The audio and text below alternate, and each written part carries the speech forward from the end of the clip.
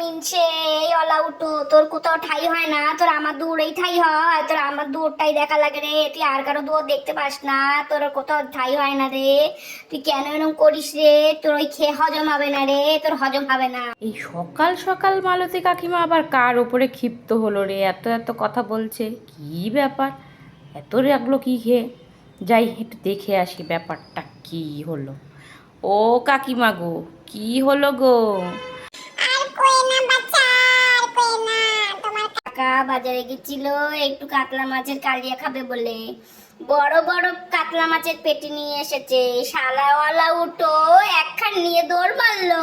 হ্যাঁ, এই বিড়ালটার আমার জীবনটা শেষ করে দিলে রে। ও তাহলে এত যে কথা বলছিলেন ওই বিড়ালটাকে বলছিলে এতগুলো কথা? হ বাসা হ, ওরেই করছিলাম এত কথা। আলো শোনো কাকিমা, বিড়াল মাছ নিয়ে গেছে এটা তো কমন ব্যাপার।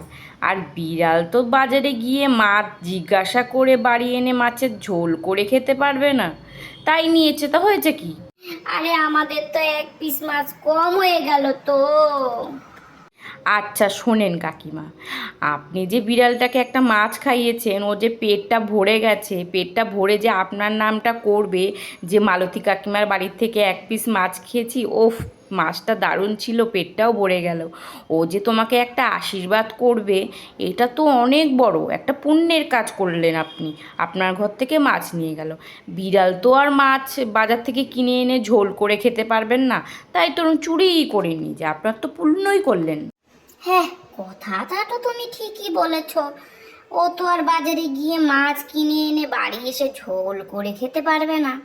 যাক, আমার মাছ খেয়ে যদি আমার একটু পুণ্য হয় তাহলে তো আমারই ভালো। না না বাছা, তুমি ঠিকই বলেছ, আমি আজকের থেকে ওকে মাছ রান্না করেই খাওয়াবো।